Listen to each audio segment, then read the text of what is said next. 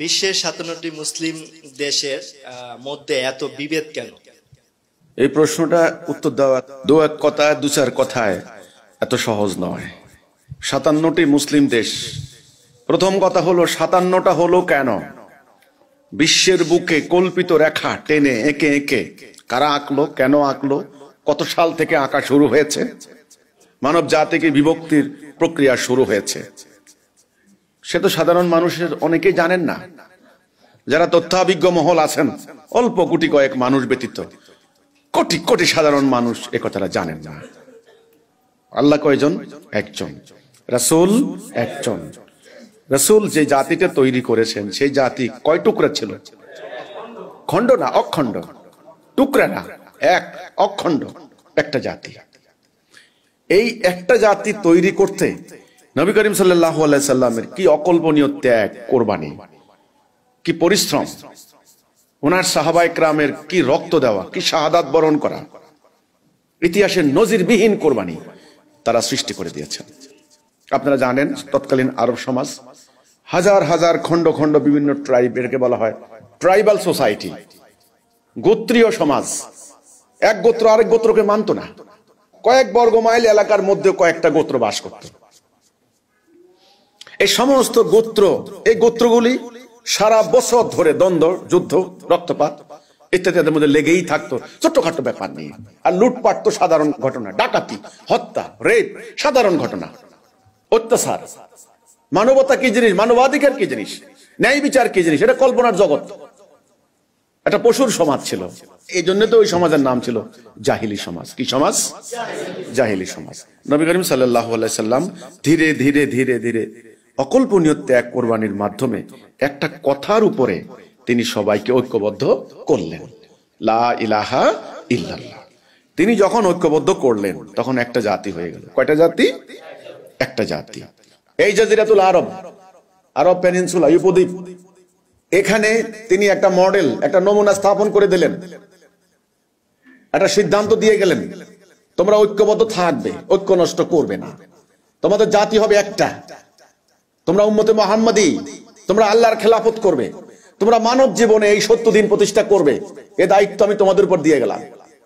তিনি চলে যাওয়ার পরে তার হাতে গড়া উম্মতে মুহাম্মাদি কি অকল্পনীয় কোরবানি, ত্যাগ, এর বিনিময়ে ঘর বাড়ি ত্যাগ করে বাকি অর্ধ দুনিয়ায় সেই একক জাতিসত্তা গড়ে তুললেন। তখন কিন্তু আমাদের মধ্যে শিয়া সুন্নি ছিল, শাফি হাম্বলি হানাফি ছিল, এই তরিকা ওই তরিকা, এই দল এই ফেরকা এই মতবাদ ছিল? ছিল না। আমরা তখনও ছিলাম এক জাতি। রাসূল চলে যাওয়ার কয়েকশো বছর পর পর্যন্ত আমরা ছিলাম এক জাতি। কয় জাতি? এক জাতি। হুকুম চলতো কার? আল্লাহর। তারপর থেকে শুরু হলো দুর্ভাগ্যজনক ইতিহাস। আমরা আল্লাহর হুকুম বাদ দিলাম, আমরা আল্লাহর রাস্তায় সংগ্রাম বাদ দিলাম, আমরা ঐক্য নষ্ট করলাম, ছোট্টখাটো বিষয় নিয়ে বাড়াবাড়ি, তর্ক বাহাস ইত্যাদি করে নিজেরা হাজার হাজার ফেরকা, মত, দল, তরিকার সৃষ্টি করে দিলাম। ফলটা কি হলো? আমরা শত্রুর কাছে পরাজিত হয়ে গেলাম। শত্রু আমাদেরকে পরাজিত করলো, দখল করলো, আমাদের ভূখণ্ডগুলি দখল করে নিয়ে গেল, আমাদেরকে কৃতদাস বানিয়ে দিল। আমরা ছিলাম সমৃদ্ধ জাতি, আমাদেরকে রাস্তার ফকির বানিয়ে দিল। আমরা ছিলাম শাসক জাতি, আমাদেরকে গোলাম বানিয়ে দিল। আমরা ছিলাম এক জাতি, আমাদেরকে তারা পরিকল্পিতভাবে টুকরা টুকরা করে দিল। আমরা করতাম আল্লাহর দাসত্ব, এরপর থেকে আমরা করা শুরু করেছি পশ্চিমাদের দাসত্ব। ওরা আমাদের প্রভু, আমাদের প্রভু এখন আর আল্লাহ নন। তারাও তো একটা পরিকল্পনা করেছে এই জাতি যেন কোনো দিন মাথা উঁচু করতে আর না পারে। বাস, তারা একটা পরিকল্পনা করে কোনো দিন যেন ঐক্যবদ্ধ হতে না পারে। কারণ সমস্ত মুক্তির, সমস্ত সাফল্যের, সমস্ত কিছুর গোড়া হচ্ছে ঐক্য। যদি কোনোভাবে জাতির ঐক্য নষ্ট করে দেওয়া যায়, বাস পরাজিত হয়ে যাওয়া শুধু সময়ের ব্যাপার। আমরা করেছি, আমরা ঐক্য নষ্ট করেছি কি নিয়ে? ছোটখাটো বিষয় নিয়ে। হাত আমরা এখানে বাঁধবো না এখানে বাঁধবো, রাফুল ইয়াদাইন হবে কি হবে না, নামাজের পরে মুনাজাত হবে কি হবে না, আল্লাহর আকার আছে না নাই, নবী মাটির তৈরি নাকি নূরের তৈরা, মাইকে আজান দেওয়া জায়েজ না না জায়েজ, এই নিয়ে, এগুলো নিয়ে, মেয়ে মানুষের চেহারা দেখা যাবে কি যাবে না, এই একেবারে সুন্নত, নফল, মুস্তাহাব, এগুলো নিয়ে, যেগুলা শরীয়তের কোনো অত্যাবশ্যকীয় বিষয় নয়, যেগুলা ফরজ নয়, সেগুলা নিয়ে মতভেদ করে, বাড়াবাড়ি করে, মাসলা মাসাইল বিশ্লেষণ, পাল্টা বিশ্লেষণ, আরো বিশ্লেষণ, সূক্ষ্ম বিশ্লেষণ, এগুলা করে করে করে করে করে করে আমরা ঐক্য ধ্বংস করে দিয়েছি। সে সমস্ত মতভেদের উপরে কিতাব রচনা হয়েছে। পণ্ডিতরা, ইমামরা, বড় বড় আলেমরা প্রবন্ধ লিখেছেন, বই লিখেছেন, কিতাব লিখেছেন, কিতাবের পর কিতাব। সেই কিতাবের উপর ভিত্তি করে তাদের অনুসারী হয়েছে। সেই অনুসারীরা মাহফিল করে তারা জনগণের মধ্যে আবার ওয়াজ করে অনুসারী জুটানোর চেষ্টা করেছেন। সেগুলাকে শিক্ষা দেওয়ার জন্য তাদের মতাদর্শ ভিত্তিক মাদ্রাসা প্রতিষ্ঠা করেছেন। যেই কারণে আজকে এক মুসলিম বিশ্বে হাজার শত শত তরিকার মাদ্রাসা, এক এক তরিকার মাদ্রাসা এক এক রকম। সেখান থেকে মাদ্রাসার স্টুডেন্টরা বের হচ্ছেন এক এক ধরনের আইডিয়া নিয়ে। এগুলা গোড়া কিন্তু ওখানে। আজকে এই 2022 সালে দাঁড়িয়ে আপনি যদি দেখেন এক জাতি কয় টুকরা হয়েছে? হাজার হাজার হাজার হাজার। শরিয়তের মাসলা মাসাইল নিয়ে শিয়া সুন্নি তো আছে একেবারে গোড়ায় দুই টুকরা, রাফেজি, খারেজি, মুতাজিলা, এগুলো আগের। তারপর থেকে হয়েছে আহলে সুন্নাতে ওয়াল জামাত, সুন্নি। এরপরে পরবর্তী কয়েকশো বছর আগে থেকে হচ্ছে ওহাবি, খারেজি, এগুলো তো হয়েছে।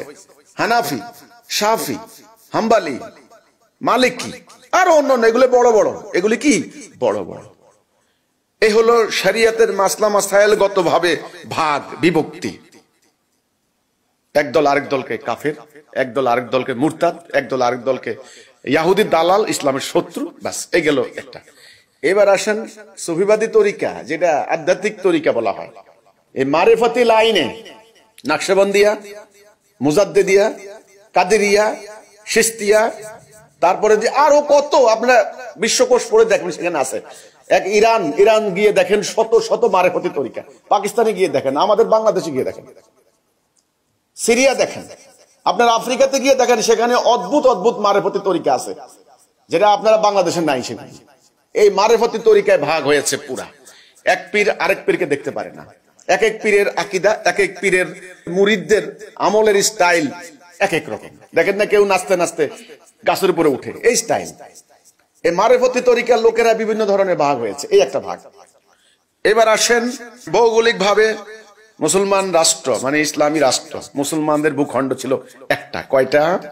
এক। খলিফা ছিলেন কয়জন? একজন। হুকুম চলতো কার?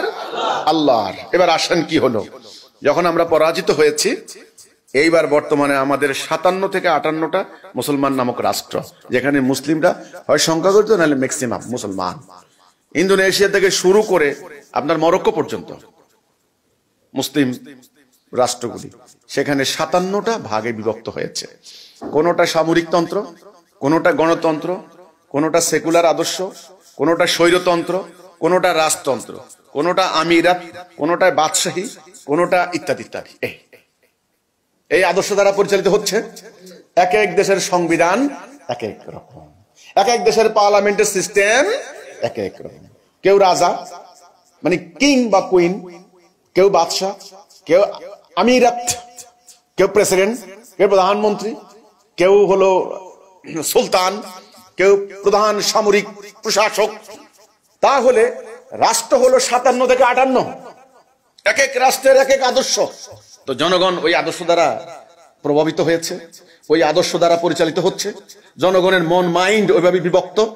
এই জন্য এক বাপের 10 সন্তান যদি হয়, কলেজ বিশ্ববিদ্যালয় যদি ওরা পড়ে, 2 সন্তান, এক সন্তান বাম আন্দোলন করে, এক সন্তান সেকুলার আন্দোলন করে, আরেক সন্তান সরকারি দল করে, আরেক সন্তান বিরোধী দল করে, আরেক সন্তান কাউমি আলেম, আরেক সন্তান সরকারি আলেম, আরেকজনকে হেফজখানে হাফেজ বানিয়েছেন, আরেকজনে ওই পীরের মুরিদ হয়েছেন, লম্বা দাড়ি এক কুত্তা, বাস হয়ে গেছে। এই পরিবারের অবস্থা কি আপনি বলুন? এই ভয়াবহ অবস্থা পুরো জাতির মধ্যে।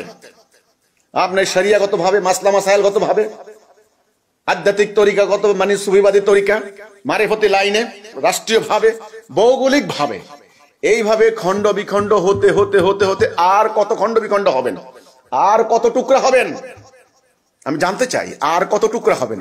এরই মধ্যে যারা ধর্ম নিয়ে কাজ করেন, ইসলামকে জাতীয় জীবনে প্রতিষ্ঠা করার জন্য চেষ্টা করছেন, তারাও আবার এক বাংলাদেশে আছে 50 থেকে 60টা দল।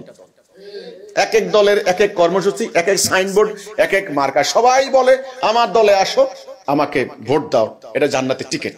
এখন কথা হচ্ছে, আসলে আল্লাহর কাছে দল কয়টা? একটা।